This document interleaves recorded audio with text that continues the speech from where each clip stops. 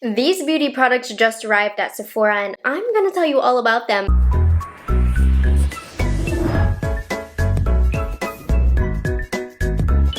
Welcome to my channel. If you're new here, this is my series called Just Arrived at Sephora, where I go through all of the new arrivals on the Sephora website. Well, not all of them, but the ones that I find important, the ones that I have in hand, the ones that I have opinions on, just to get you in the know of what is new and now at Sephora, what the hottest, most popular releases are. Let's go ahead and get into it. I'm gonna start off with products that I physically have in hand, able to review and demo for you. Some of these are first impressions. Some of these I've been testing all week. I'll disclose which ones those are, but let's go ahead and get into it. One of the newest brands to arrive at Sephora is Prada Beauty. So I have a few products sprinkled in throughout today's video, starting off with their $70 foundation. Now, Prada Beauty is a luxury brand, and that's gonna come with a luxury price point. This is the Prada Reveal Skin Optimizing Foundation. I have mine in the shade LN25. I will say this is a hair on the light side for me, but it still is a good match. Now, this is a refillable component, so if you were to repurchase the foundation, you just repurchase this, which will save you a little bit of money. The packaging is very luxe. Now, the foundation, personally, I don't find it to be worth it. I think overall, it's a very nice foundation, but when we're talking $70 for a foundation, it needs to be near perfect, and for me, it's not near perfect. I would say it's a soft matte natural finish. It feels very thin and lightweight on the skin, which I do really like that aspect. However, I do find it to look a little bit drying over my dry areas, as well as I struggle to get even coverage over the nose. I find that it doesn't really adhere to the nose very well, which is typical for a lot of foundations, but at $70, I don't think that should be the case. And if I do have dry patches, it really does cling onto those. But overall, I think it wears okay. Longevity isn't amazing, but I'm not mad about it. I can look a little oily at the end of the day with this. Here's the thing though, if this were like a $35, $40 foundation, I would say that this is a very good foundation. However, for $70, if we're talking that price point, I have a lot of foundations that are around this price point that scream luxury, that I can tell are a luxury formula, and I think it's worth paying up for. If you're going to spend $70 on a foundation, this is not the one I would recommend going to. Am I going to keep this? Am I going to use it? Yes. Am I going to enjoy my time with it? Absolutely. Will I be repurchasing even just the refill? No. Next up, Fenty just launched one of their few products catering to dry skin. This is the Wear Even Hydrating Long Wear Concealer. I have mine in two shades. 150N I add for brightness. 225N is kind of my universal color here. I really enjoy this foundation. It gives about a medium coverage. It definitely doesn't get you all the way to full. I do recommend using a good setting powder with this, because when I use one of my not favorite setting powders, it can get a little creasy on me. However, if I do use a good heavy duty setting powder like my Huda Beauty, the wear is absolutely beautiful with this, and it does have a gorgeous hydrating finish and feel to the under eye. So if you are looking for a medium coverage hydrating concealer, I definitely recommend this. But like I said, pair it with your favorite setting powder and then you'll get the most out of the product. But this is really nice. Like I said, Fenty just doesn't have a lot of products that cater to dry skin, and for the most part, I haven't really found a ton of complexion products that I love from them. So this one I'm very happy with. Laura Mercier. Now I have to say, today is the first day that I've tested this concealer, so I can't give you a full review quite yet, but I definitely do plan on it because this is an exciting launch for me. They launched the Real Flawless Weightless Perfecting Concealer, which is in partnership with the Real Flawless Foundation, which is currently going very, very viral. It launched about a year ago, and I really loved that foundation. Now, similarities, what I can already tell between the foundation, it has that really thin, watery consistency, even in concealer form. It doesn't give me full coverage, but it is very thin on the under eyes, which I like. Now, I'm comparing it directly against the Fenty Beauty, and I will say this Laura Mercier does look a little bit more drying compared to the Fenty, so let's just hope that it holds up better because it's not as hydrating, so maybe it will set and stay. At this current moment, I would say we are about a little over into an hour of wear.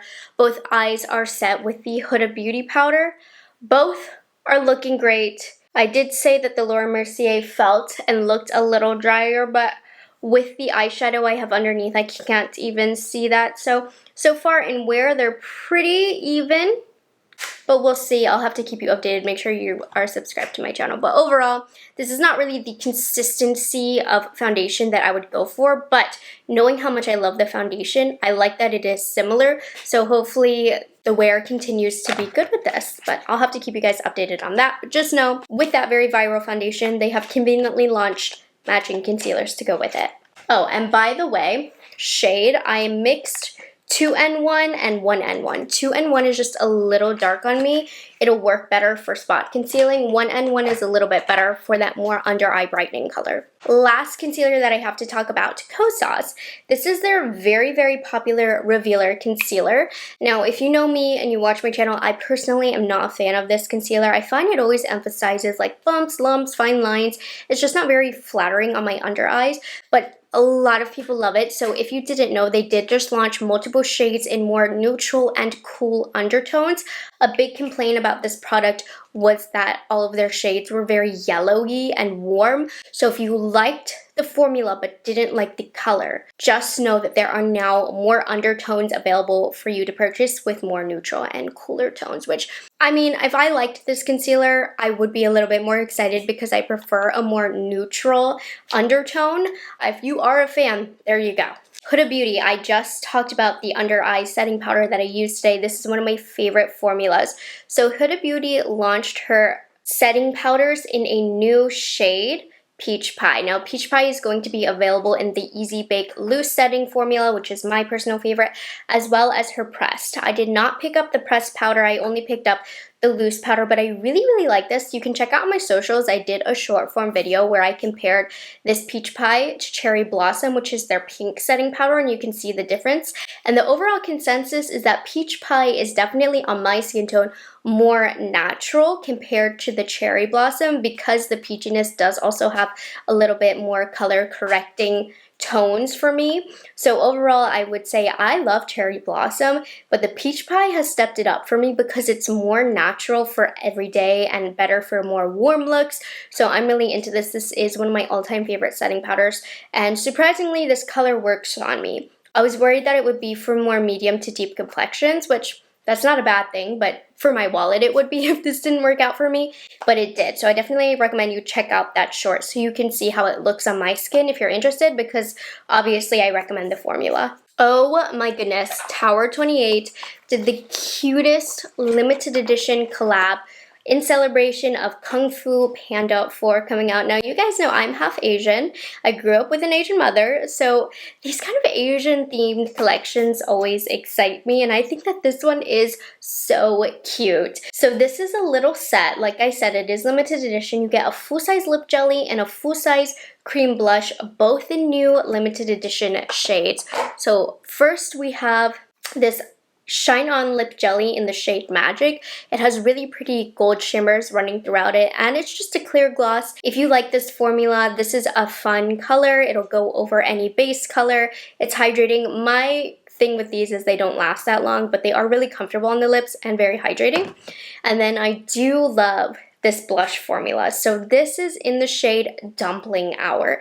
And like, how can a red blush like this work out my skin tone? I was able to make it work, though I will admit this isn't my favorite color in their range. While the formula is gorgeous, this color I feel like was a little bit difficult to work with on my skin because there is some punch to it. It's not extremely pigmented, it's not impossible to use on my skin, but I do have to use a more soft, mindful hand when applying this. So I think that it's very pretty. I probably wouldn't have spent my own money on this. I did receive this in PR and I was very excited to receive the PR package, but knowing that I don't love this formula, it's not my all-time favorite lip gloss formula, as beautiful as it is, I have a couple shades of these. I'm not going to purchase any more full size.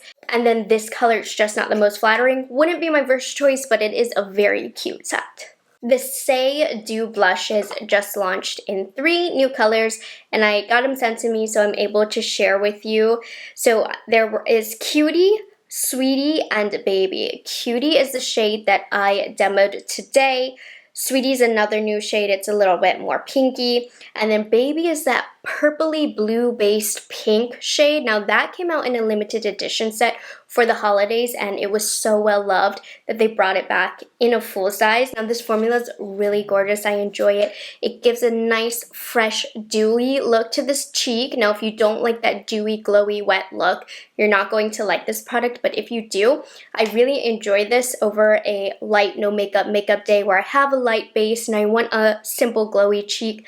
That's when these come into play. This did act a little funny because I did set my face beforehand, but it's to be expected with products like this. I find that this product, while you can use it with powder, it just works better without it, especially if you're going to use this after powder, so do keep that in mind. But I've enjoyed this formula. I did a full tutorial of like a cold girl makeup look, and I utilized this formula because it was perfect for that. So I actually have very much been enjoying this formula, so I'm excited for these new shades. The last cheek product that I have is from Natasha Denona. Her My Mini Dream collection just launched at Sephora. So in that was the My Mini Dream Glow Blush. I also just posted a short form if you want to see the demo of this. Overall, it's so cute and tiny, making it great for travel, and I really enjoy this. I wasn't sure if I would like the packaging, but in it you get 2 different shades of blush and a highlight here. Now it's really small, so it's near impossible to use this without kind of mixing the colors, but it's a good thing because you know what, they all look good mixed together. So I will mix the 2 blush colors, and honestly it creates a really pretty pinky mauvey blush that's going to look great with so many different looks. And then the highlight, I demoed it today, is stunning on its own. I've also of course taken my brush, mixed all 3 together, and it gives a really pretty mauvey glowing cheek. So overall I've very much been enjoying this. I think it's gorgeous, and I honestly have liked it more than I thought it was going to. ABH launched the Brow Freeze gel. I did pick up a mini version. I'm really happy that even at first launch, ABH launched a travel size. So this is one of those gels that's going to kind of harden the brow and keep it from moving. It has the interesting applicator where one side has longer bristles, one side has shorter, and then a flat side to flatten everything out. So far, so good. I think I prefer the Rephr Beauty a little bit more than this. This does dry down faster than the Rephr Beauty, I would say, but you do have some playtime. It's hard in the brows, but not too crunchy, and it hasn't really started clumping up or giving me dandruff eyebrows yet. So I am very much enjoying this brow gel. You know, I have a lot of fails in my past when it comes to brow gels, but this one is up there with the Rephr Beauty and with my Too Faced. So far I'm really happy with this, and if you want a good, very controlling brow gel, this would literally freeze it. The one that they had in the pot, my eyebrows fell over sometime because I felt like it never set down. This one does set down. 2 new eyeshadow palettes to share with you. The first one is once again from the Natasha Denona My Dream collection. So this is the My Mini Dream palette, and honestly I really like this color story. This is right up my alley of what I'm going to reach for every day. These little guys are a great option to try Natasha Denona's formula without breaking the bank all at once. These range at about, I think, $25. It'll show up on the screen. So you get 5 shades in here, 3 mattes and 2 shimmers. My only thing with this is I feel like Natasha Denona does a really great job of having really beaming, reflective, dimensional shimmers. We don't really get that in here. You get 2 very solid shimmer formulations, but for me, I wanted something with a little bit more oomph. But other than that, it's a gorgeous palette and the quality is great. So to get today's look, all I did was I started off with this shade right here and I blended it into my crease. And then I deepened that up with this shade right here in the outer corner. I finished up the eyelid with this right here all over. I applied a brush. I just wanted a really brightened, awake eye. And then I actually blended the darkest shade all along my lower lash line, and then I applied a dark chocolate eyeliner in my waterline and blended that out to get this smoky look that you see right here. I really like the definition on the bottom. This is fantastic quality. Natasha Denona has one of my all-time favorite eyeshadow formulas, so if you've been dying to try out this brand and this color story speaks to you, I definitely recommend it. In the grand scheme of having a large eyeshadow palette collection, is this color story anything to write home about? No, but for me, it's a good wearable color story, and this is one where the color story doesn't really excite me, but it's one that I know I'm going to reach for when I'm not thinking too hard about what makeup I want to do because I'm very comfortable with these tones. Going back to the very expensive Prada Beauty, I did have to pick up one of their eyeshadow quads. They have a lot of different colors, and the base behind them is that you're going to get 3 neutrals and then a pop of color. So I decided to go with the shade number 1. These also have a refillable compact.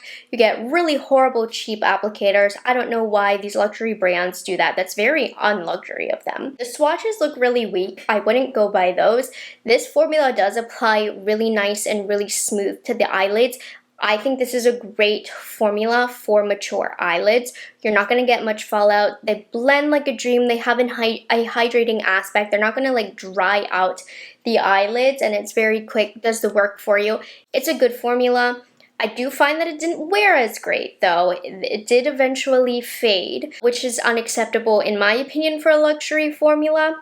It's easy to use, but if you're gonna shell out the money on luxury eyeshadow, and I certainly do, so I'm not dogging it, but I wouldn't really recommend the Prada as much as I would other brands. So it's not a bad palette, but I think your money could go into a better quality luxury shadows, but packaging's gorgeous.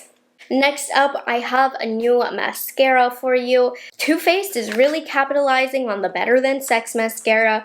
We now have the Naturally Better Than Sex, which apparently is derived from, what is it? Which is 98% naturally derived ingredients. I've got to be honest, I don't really know what that means. I have always thought that the Better Than Sex mascara was fine. I feel like this may be a little bit more natural than the Better Than Sex mascara.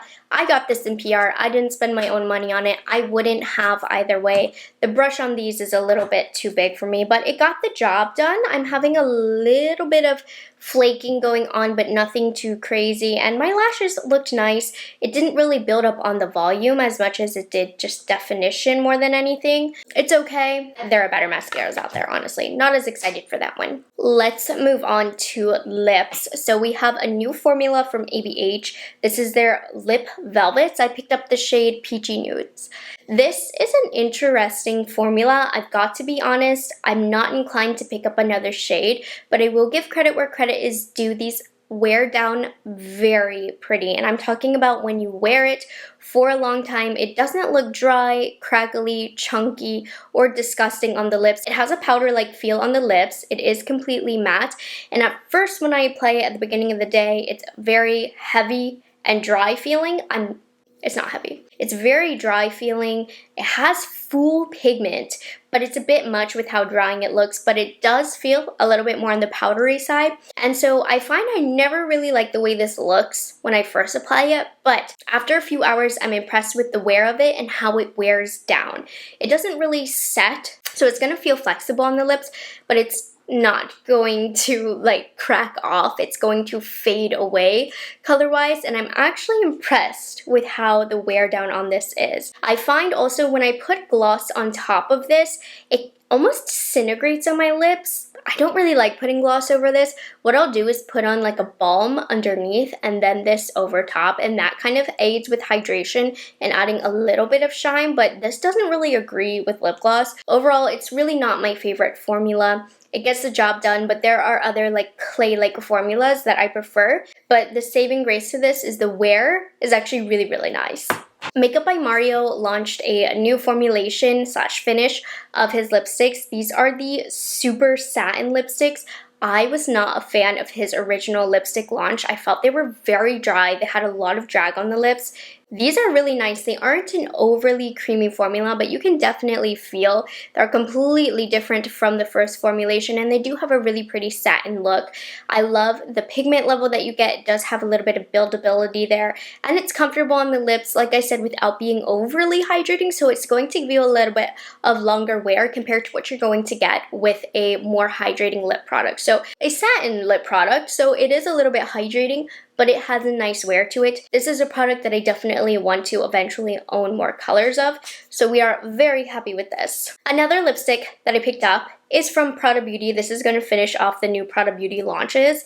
So these are their monochrome lipsticks. I picked this up in the soft matte finish. They also have another matte finish, which is more high pigment, so more impact. This is the one that's a little bit softer. I picked it up in the shade Blush. This is such a pretty pink, and it's a really pretty soft matte formulation. It starts off sheer, but you can build it up in a couple coats to get a little bit more pigment, and the packaging is just gorgeous. So I actually really like this lipstick formula, but again, you are purchasing it for the name. But if you do want something from the Prada line, I really do enjoy this lipstick. It's just a matter if you want to spend the money on a lipstick like this or not, but the formulation, really beautiful, and I like that they have the options of a more fuller coverage, high pigment matte, or something that's a little bit more soft and buildable. What I like about the soft buildable formulation of this is you don't necessarily need a lip liner with this. This is something you can kind of blindly throw on without having to add that extra definition on the outside. So that's really nice. Lawless has added to their cherry vanilla line, so I guess it must have been a popular flavor from them. So they've launched the cherry vanilla in the tinted lip balm, which I honestly don't feel like it has much of a tint. It's very natural. I have other tinted lip balms from Lawless that do give more color, so I was a little bit disappointed in that. But this is a really nice tinted lip balm. It does stay on the lips. It doesn't add too much of a glow. It just adds a layer of hydration that does last a while on the lips because it's not glossy or creamy. So it's more of like a traditional lip balm, if that makes sense, with a little bit of a tint. I'm on this. I like the other colors that I have from the brand, and they also launched their XL size of the cherry vanilla. This one does give a lot more color.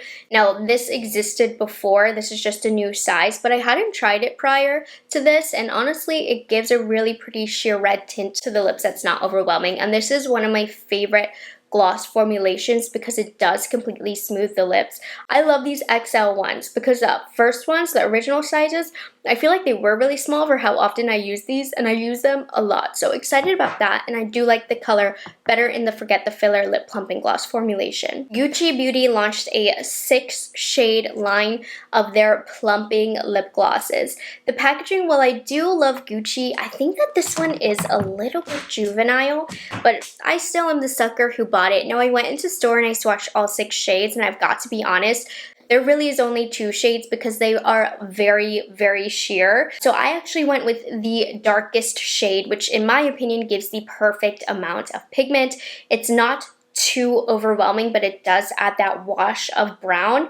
This is the shade Suzanne Brown, and it's gorgeous. I definitely do feel the plumping effect, and it does a nice job of smoothing over the lips. Now, this is Gucci Beauty. It is expensive. It's not the best lip gloss on the market to warrant the price point. However, if you're buying it for Gucci Beauty, for the name, for the packaging, I think it's a nice formula, but only buy one. You only need one. So I am a fan of Gucci Beauty. I like to collect the brand. I like to have the packaging, so I'm happy that I picked one up. It's not worth any more than that. And the last makeup product that I have are these new lip glosses from Too Faced.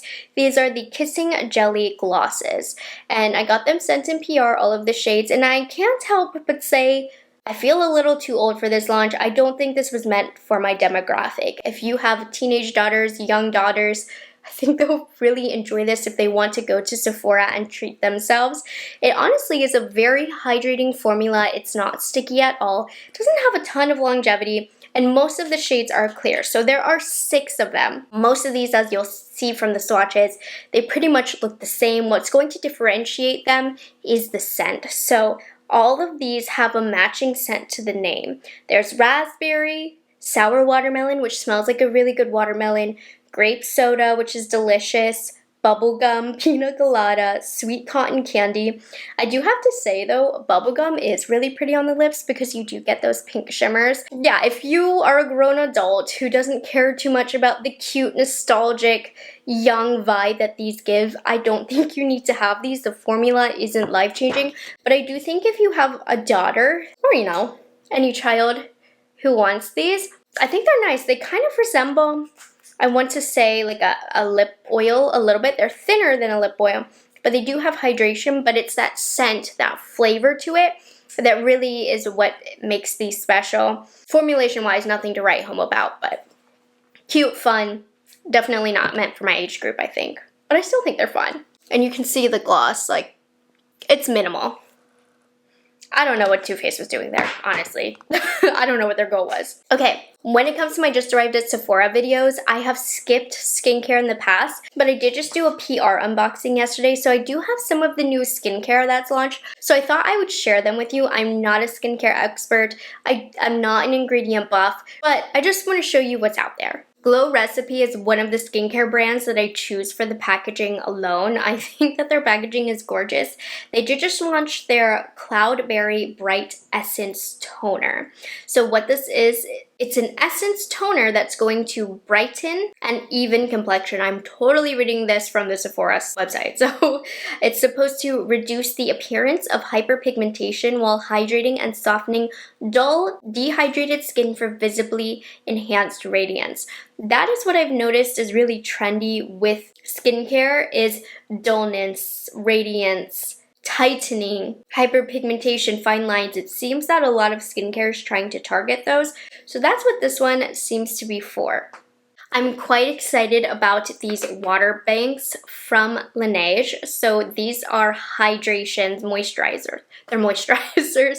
They launched 3 different ones. A gel one, which is better for oily skin. I actually pulled that aside to give to my mom. They also have an intensive moisturizer, which is supposed to be better for dry skin. And then the cream moisturizer is supposed to be for more like combo type skin. My skin's really dry in the winter, so I'm excited to try these. I'm trying to see what the big callouts of these are. It looks like, you know, just the average typical hydration for skin elasticity, firming the skin, moisture barrier, that type of things. These sound like more of the classic moisturizers, but if I'm wrong, please let me know. I feel like we mostly know Essence for their makeup line, but they launched a product that I plan on using very soon.